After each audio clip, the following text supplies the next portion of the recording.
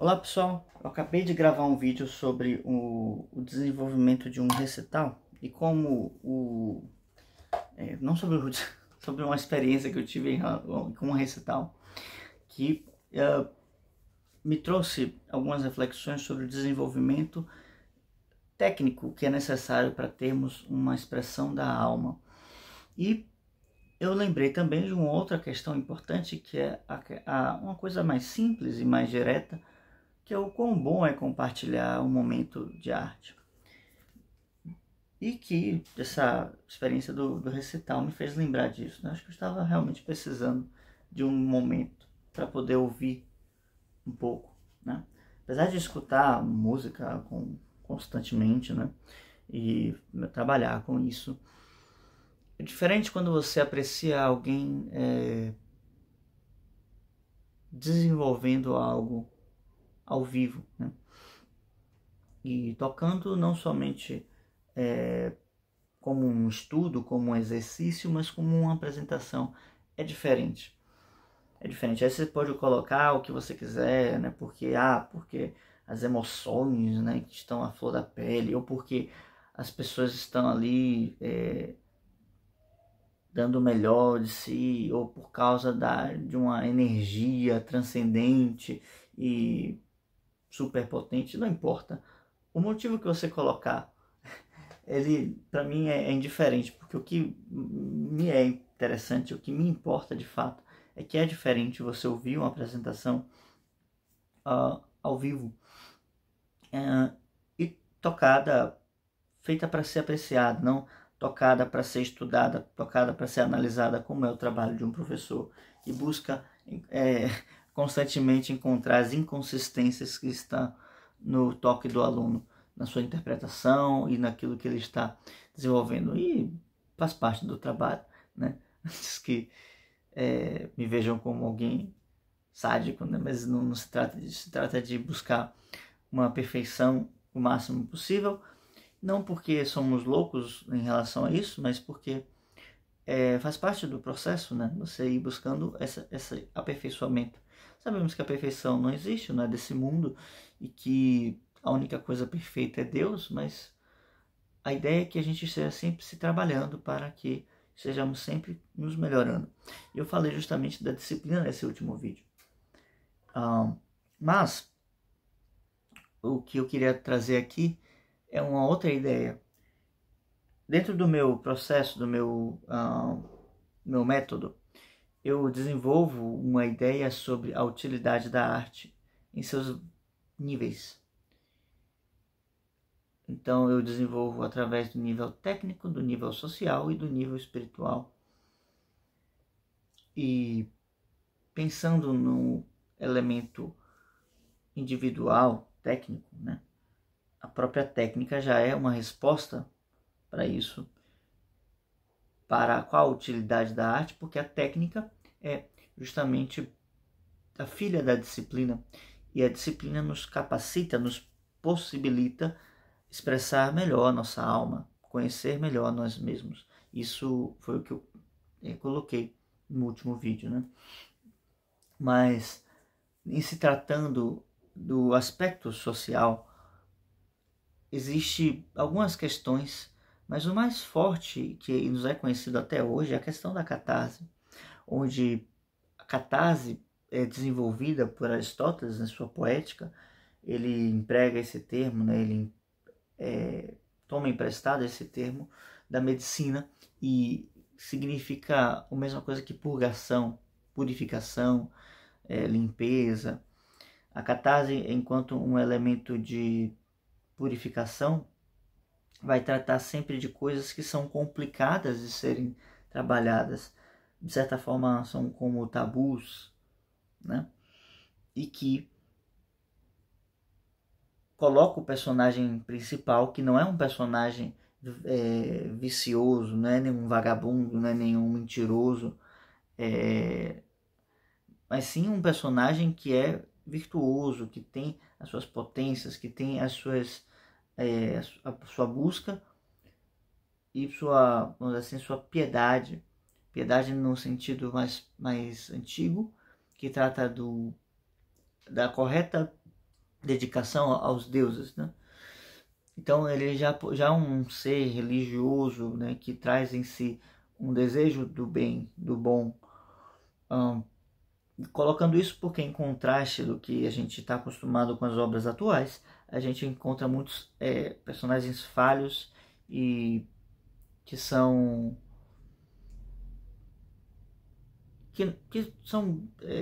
não são modelos, né, de perfeição, não são modelos de inspiração, né? Pelo contrário, na maioria das vezes são modelos de riso, né? E tenho percebido muito isso com Machado de Assis, né, lendo Dom Casmurro, né?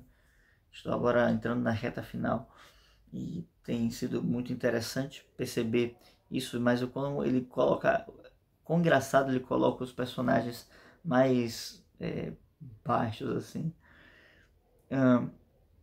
Mas ok, voltando então para essa ideia, né, do desenvolvimento e da... Desenvolvimento não, agora perdi o fio da meada, mas espera aí. Ah, sim, da expressão correta daquilo que nós temos que trazer, né? Porque durante uma apresentação artística, porque no momento em que nós paramos para ouvir alguém tocando ao vivo, né, e que essa pessoa se preparou para isso, ela está transmitindo ali de forma condensada dezenas e dezenas e dezenas de horas de estudo, de memorização, de aperfeiçoamento. E como se isso não bastasse, aquilo ali vem com uma carga adicional de estar colocando, de estar de apresentar uma peça, uma música que já se desenvolveu por ela um apreço pelo contato, pela beleza, mas não é algo simplesmente banal para aquele que toca, né? Porque o contato e a intimidade que a gente vai criando vai fazendo isso. Acaba que todas as peças que a gente vai tocando, a gente acaba gostando de alguma forma, ou alguma coisa, algum detalhe específico. Então, há uma afetividade que acontece nesse processo. E, em última instância, toda peça, se ela é uma grande música, se é uma peça produzida por um gênio, ou por alguém que seja muito esforçado em seu ofício, ela traz em si um aspecto transcendente, atemporal, que não é expressa com palavras, mas que nos coloca nesse estado, como se fosse uma espécie de rio. Ou seja, quando entramos no rio, posso, em qualquer momento que eu fale isso, né, de entrar num rio, eu sempre penso num rio frio, né, um rio que esteja bem gelado. E é muito difícil ter rios que tenham água quente, né? Existem algumas exceções, mas no geral todos os rios têm água gelada, bem gelada. E justamente isso é uma característica do rio, né? Então, assim como na natureza existem certas paisagens, existem certos ambientes, também na música a gente coloca as pessoas em certos ambientes e trabalha elas a partir dali. E não só na música, mas também na poesia. Não só na música e na poesia, mas também no teatro. Não só nessas três, mas também na dança. Justamente a força que há nessas artes está na capacidade de fazer com que a gente participe desse lugar. Então, eu não consigo falar de uma coisa simples e pueril, né? Tipo, como apreciar uma obra tranquilamente. Eu sempre puxo para algo que traz uma reflexão, né? Mas eu queria apenas falar de se juntar em uma roda e apreciar uma boa música que é oferecida de forma generosa por um artista, por um aprendiz, né? Eu queria apenas falar sobre isso, mas acabei puxando outras coisas. Mas todas essas coisas que eu coloquei estão aí em jogo também.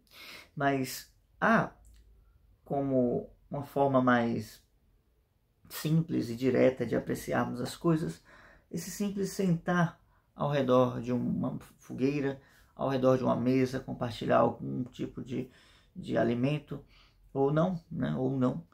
E ler, por exemplo, um conto arturiano, e ler um livro de poesias que contem uma história, ou ler poesias avulsamente, sabe?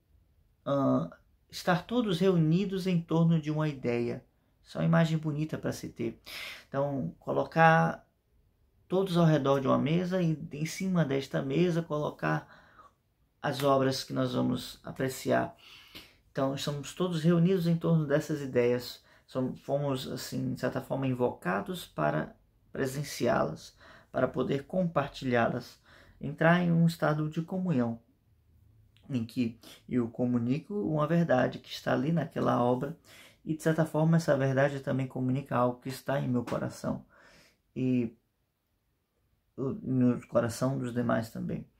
Então, no que tange a isso, né, há um fator que é muito gratificante, né? Eu falei mais cedo da ideia de purga, mas não só dessa purga como estou me livrando de um ranço, de um problema, de uma miséria que me afeta, de uma dor, né, de um arrependimento, mas também como uma espécie de gratitude, né, de gratitude, não é gratitude, de gratificação por estar observando algo que é belo, por estar presenciando a beleza da vida e das ideias que deram origem à vida. Isso é beleza, quando esses aspectos sensitivos que nós tomamos contato com através da arte, seja um verso de Camões, seja uma música, quando tomamos contato com essas ideias, com esses elementos sensitivos, melhor dizendo, isso vai despertando alguma coisa em nós. E através de um processo que não é exatamente racional, mas que também a razão participa, vamos nos colocando nesse estado, nessa frequência vibratória, nesse ambiente, nesse território que o artista preparou para nós, tanto o criador quanto o intérprete. Tá bem? Então, se a obra fala de uma certa solidão, eu vou também sentir essa solidão por alguns instantes. Eu vou me compadecer disso. Eu vou confraternizar isso com aqueles que estão ao meu redor. Estamos todos juntos em torno dessa ideia da solidão, e a solidão é uma realidade que atinge a todas as pessoas, todos os seres humanos, mas que tem em si a sua profundidade, a sua necessidade, que devemos aprender a lidar com ela. Se, ao contrário da solidão, eu falo sobre o superpovoamento, né, do mundo, das cidades, das coisas, né, dos ônibus, né, como o Drummond fala lá no bonde, né, cheio de pernas. E se eu falo que é uma espécie de massificação, eu vou para o oposto da ideia de solidão, mas eu estou, no fim das contas, falando também de solidão, né? Os extremos se tocam. Eu posso falar sobre a ira, e falar sobre como a ira pode ser trabalhada, transmutada. Eu posso falar sobre a liberdade, eu posso falar sobre o amor que é aquela força que é capaz de fazer com que nós comecemos de novo, que nós possamos nos reunir, que nós possamos lutar contra as nossas dificuldades, fazer talvez como Jacó, que sacrificou-se por 7 anos em nome da sua amada Raquel, e depois, ao não recebê-la, sacrificou por mais 7 anos. Mas todo o esforço foi pequeno, porque no fim ele teve aquilo que ele tanto ansiava, que era a mão da sua amada. E todas essas coisas, todas essas histórias vão nos falando sobre algo, né? Todas essas músicas, todas essas canções, todas essas coreografias que são nada mais que imitações de ações, e de uma forma metafórica, alegórica, né? tudo isso fala algo sobre nós, sobre nossa alma, sobre o outro, sobre a vida que vivemos. E no momento em que estamos reunidos em torno de uma ideia, sem que tenha exatamente nenhum único artista, mas que nós possamos nos rodear de arte, temos então uma possibilidade de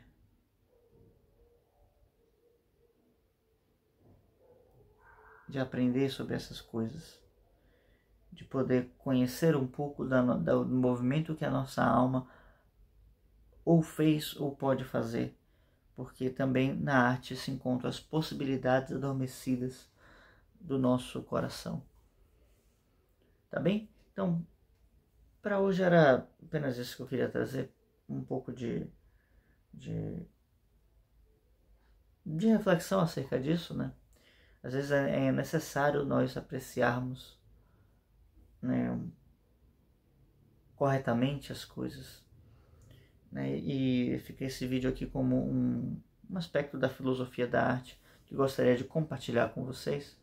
Caso você tenha interesse em conversar comigo mais profundamente sobre isso, o link do Clube do Livro vai estar na descrição. Por favor, acesse e tire suas dúvidas. A gente vai se comunicando nesse processo. Caso tenha chegado até aqui, se inscreva no canal, dê o like no vídeo e deixe um comentário para fortalecer, né, no engajamento. Então, é isso. Cultive arte. Desenvolva a arte. E talvez possa responder uma pergunta, né? O que a arte significa para a sua vida? Vamos então fechando por aqui. Tchau, tchau.